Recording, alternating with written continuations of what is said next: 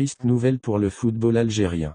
Madjé a décidé de tourner le dos à l'équipe d'Algérie au profit du Qatar. Voici ce qu'il en est.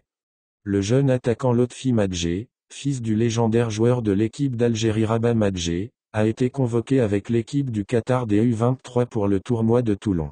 Le jeune joueur affirme une nouvelle fois son penchant vers l'équipe du Qatar, pays où il réside avec sa famille depuis de nombreuses années maintenant. Les rêves de certains nostalgiques de voir le relève de Rabah Madjé jouer pour les Verts semblent s'éloigner de plus en plus. D'autres supporters sont quant à eux très déçus du choix du jeune Madjé, accusant l'académie du Paradou par laquelle il est passé, de ne pas avoir réussi à le retenir et le convaincre pour porter le maillot de l'Algérie. Il est à noter que le petit Lotfi, âgé de 21 ans, évolue avec Al-Duhaï en première division qatari.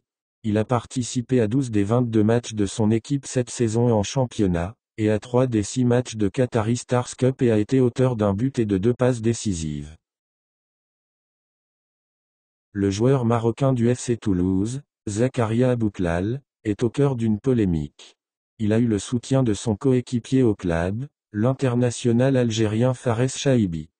Selon des informations rapportées par RMC Sport, une altercation a eu lieu entre Zakaria Abouklal et l'élu toulousaine Laurence Harribagé. Et ce, lors des festivités organisées au lendemain de la consécration du FC Toulouse de la Coupe de France.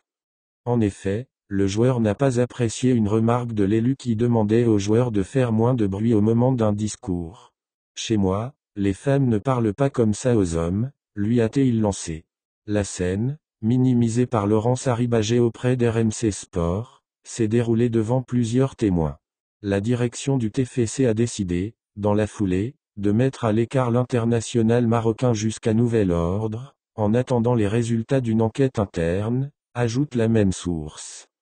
Il faut dire que cette polémique a suscité la réaction de Fares Chaibi.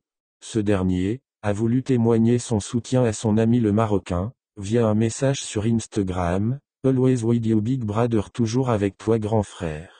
Cela reflète la bonne relation d'amitié qui existe entre les deux joueurs.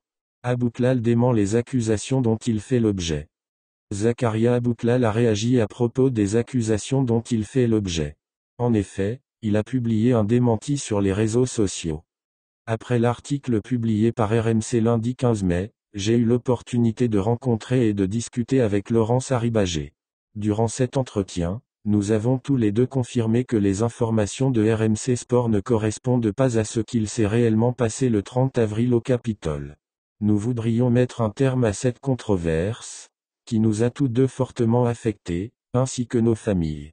A-t-il écrit. Malgré le démenti du joueur, RMC Sport maintient ses informations.